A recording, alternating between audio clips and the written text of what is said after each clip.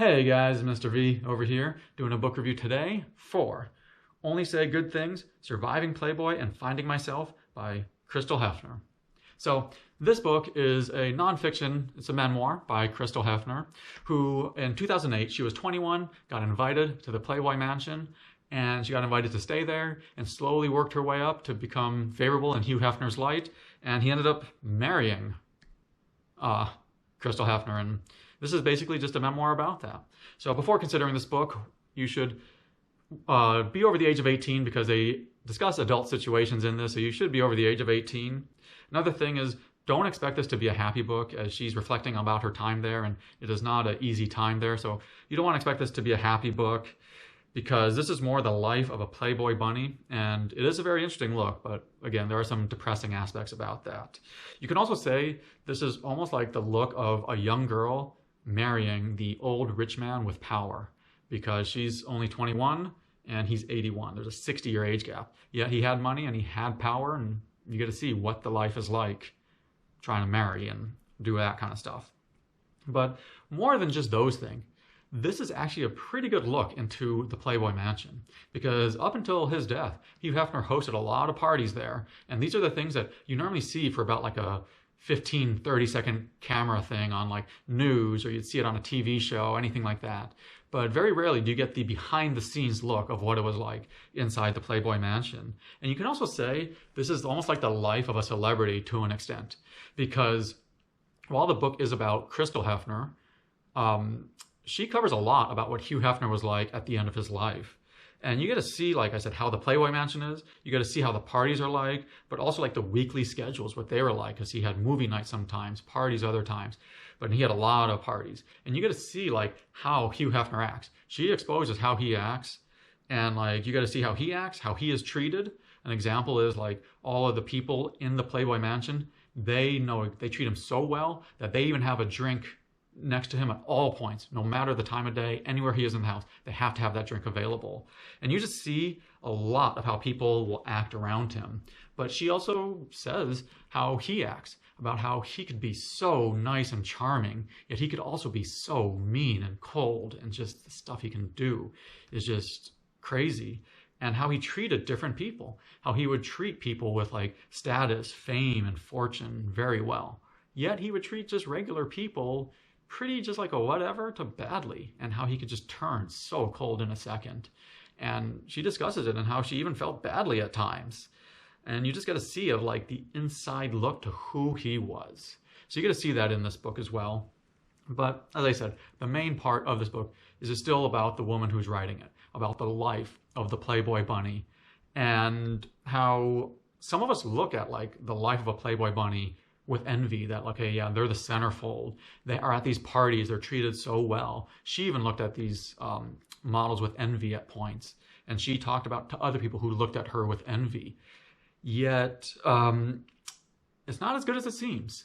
You know, despite being in the media and being at these parties and seemingly having everything, she wasn't that happy, actually, because she knew that she could be replaced very easily. There are many women around, and she knew she could be replaced very easily because she was judged by her body and the looks, but she even had to go through curfews. There are allowances she had to ask for, and it wasn't even big allowances. And she also mentioned how she had somewhat of a boring life because it was just the same thing every week. She discusses it further, but it was like, okay, there were movie nights on some nights, but sometimes it was just the same movie over and over. Or how there were parties, but parties can get boring. You don't want to party nonstop. And she was always kind of on edge at these parties because there's always a lot of amazing looking women. And she did not want to lose her spot as she's trying to move her way up. And she was just very lonely at times because she had no friends while she was there. There were a lot of other models, but all the other models would stab you in the back in a second to just be where she was at, type of thing. And the girls would find a reason to throw another girl out.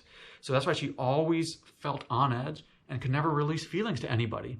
Even when she got married, you know, like you would think that, oh, if Hugh Hefner wants to marry her, she can at least expose her feelings to him. And his were the only feelings that matter. He didn't even want to hear about her feelings, really. And she even says, like, your feelings never mattered. And he would even remind her on things like, he would randomly say how lucky she is to be there and then remind her about how many beautiful women are at the party. And he kind of did this as his mind game to tell her you could be replaced.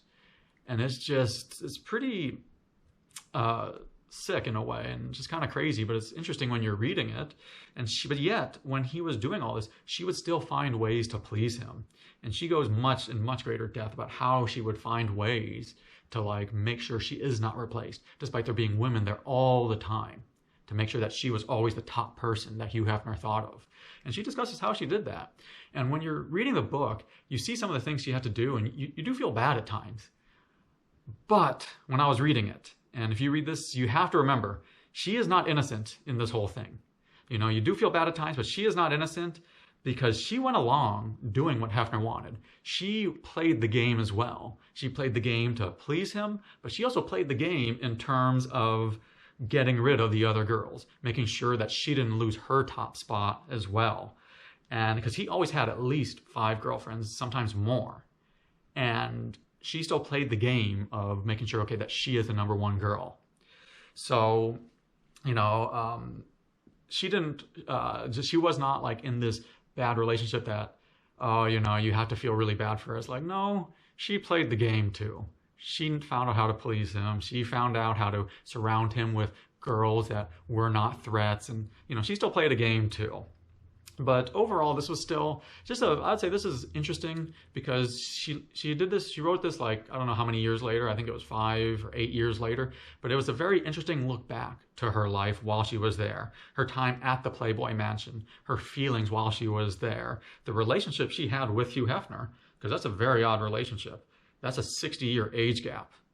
And she ended up marrying him. So it's definitely a very odd relationship, but it's also that it's not even true love. Not only the age gap, but also there's all these other women around even after they're married. So it's like, yeah, there's not really true love there. And she admits it in the book, but given that it was written a few years after, she had a little bit more time to think and a little bit more maturity when she thinks back to, when she was 21 and when she was 22. And she poses interesting questions in there. And one of the most interesting questions towards the end of the book was she is wondering, like, can't Hugh Hefner tell that everyone's just using him? And that these people really just are using him. They don't love him. They don't care anything about him. But she was like, can he tell that they're using him? Or does he just not care and just wants to be in a party? Or is he that self-obsessed that he really thinks they all love him? And she poses that question, and that's a question that will never be answered, but it's an interesting question. And those are things that I think about when I see some of those people. And I thought of that when I saw Hugh Hefner. I'm like, can he just tell that everyone's using him? But it's tough to say.